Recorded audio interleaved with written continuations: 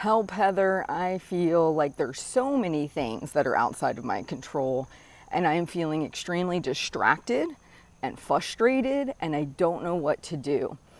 I work with people one-on-one through their real life situations. Sometimes their bosses will renege on a project they've been busting their tail on for a year and say, we're canceling this project. They feel overwhelmed. They have to tell their team members all about this.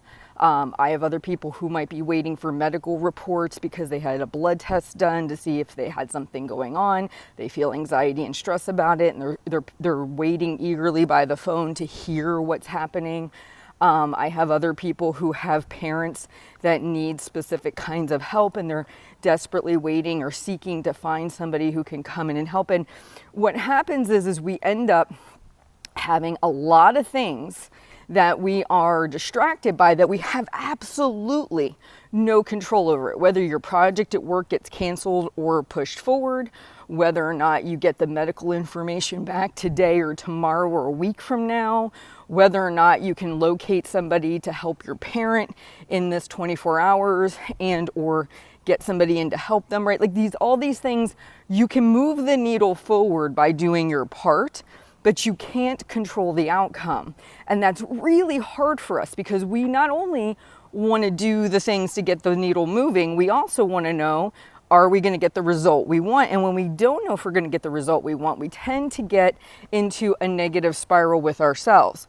So there's a little trick that I share with my coaching clients when they're in these kind of storms, if you will, where they're distracted, but yet wanting to take care of themselves and finding it very hard. I say, take a sheet of notebook paper, fold it in half. On one side, put everything you have 100% control over. So maybe it's planning out your meals. Maybe it's eating your own food. Maybe it's tracking your food. Maybe it's going for a walk in the morning. Maybe it's choosing to do 2 hours worth of work on your project. Maybe it's calling a bunch of assisted living facilities for your parent. Maybe it's contacting the hospital and seeing if they got your blood results back. These are actions you can take and 100% control. Then you start to fill up the paper on the other side with all the things you don't control. Whether or not your project is approved, whether or not you can actually get somebody to come in and help your parent, whether or not you can get the hospital to release your records so you know what's going on. Like all of those things are totally outside of your control. So if you take the paper and you fold it and you only look at the side that you have 100% control over, as your day progresses, you can be checking them off. If you stay consistent with this practice, no matter what happens that is out of your control, no matter what happens, you will be better prepared to deal with it. Because if your health is important and you're eagerly waiting your results back and you're binge eating on Oreos because you're nervous, is that helping your situation? No, right? But if you're eating your planned meals, you're tracking your food, you're drinking your water, you're going for your walk, you're going to be in what we would consider the optimal shape for you when you do get this information back in. If you're putting in the 2 hours of work on your project every day consistently, and your boss says, great, it's going forward, awesome, you didn't drop the ball on the project, and now you are in a good place with it to turn it over.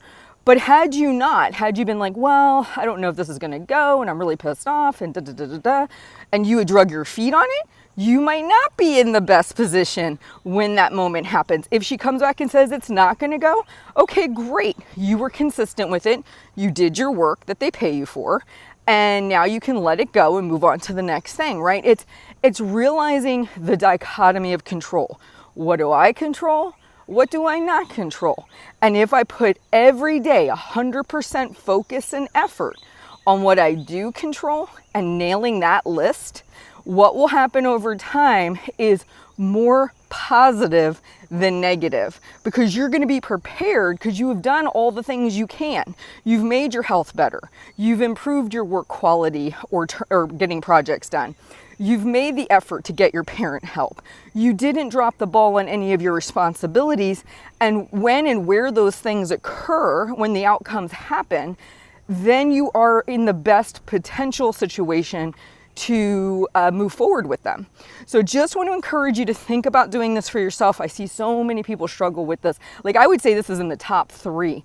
This feeling of my focus is distracted. How do I keep myself focused? Why is it all these other things come in and distract me? It's because you're kind of meddling in somebody else's business. You can't control it. You're trying to control it. The reality is all the things you do control, you're turning your back on because you want the other side of the paper to be your control as well. And it's not. You control your actions, your thoughts, your behaviors. Somebody else is going to make those final decisions on the other side of the paper, but by you choosing to take your actions for yourself, you put yourself in the optimal position you could be in when that other side of the paper finally comes due.